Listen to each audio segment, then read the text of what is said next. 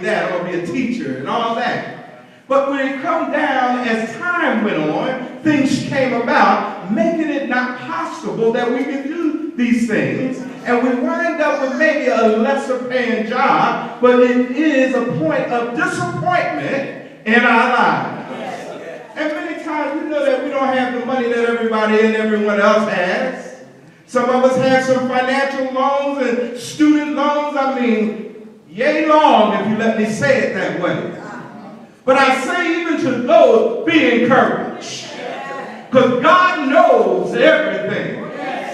And he said in his word, if you just obey my laws and keep my commandments, he said that he'll supply our every need. Well, I look at even sometimes we get distressed and we get discouraged because we don't even have some of the homes and jobs that we desire to have. But I say to the church today, just hold on just a little while longer. Don't give up. But back to our message today, we find out that Jezebel, who had just lost her authority and power with the people.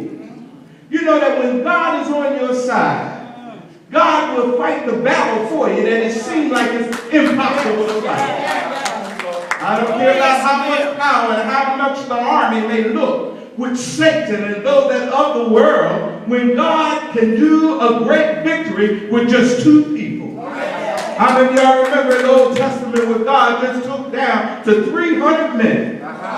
And I'm quite sure that how that those leaders' mind and spirits was low.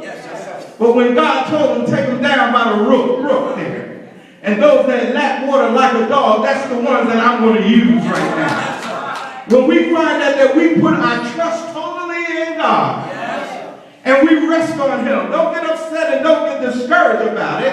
It might look tough, Bishop, but if you just hold on.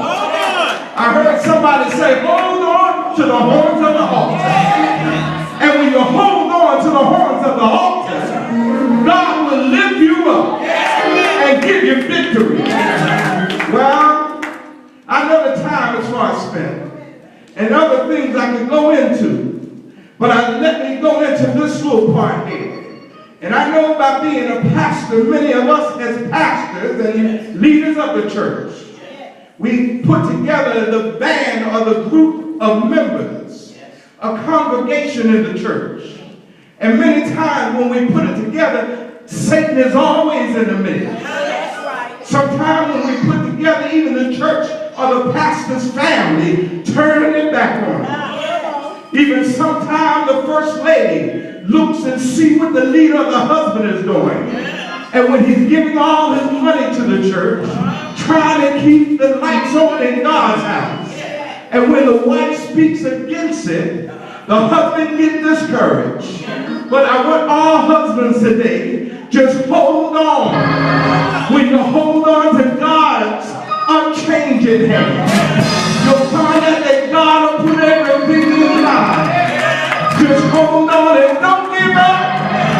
Don't be discouraged. For God, he's going to pay us all off after a while. Well, in the text today, the word tells us that how God put everything in order.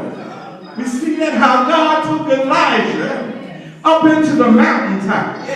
When he got there, Elijah thought that he was running for his life. But the word of God said, Elijah, I want you to rest just a little while. And I'm going to give you something to eat. Don't you know when you're hungry, the hunger pains will play tricks on your mind. The hunger pains will make you think that God is not there for you.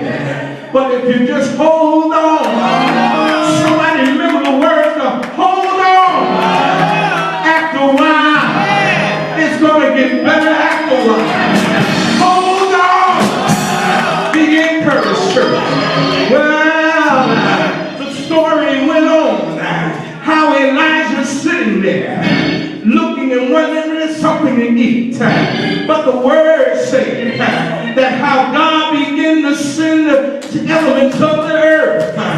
Said that he sent a strong wind, and the wind moved the rocks. But God wasn't in it. He sent an earthquake, and the earth began to move. look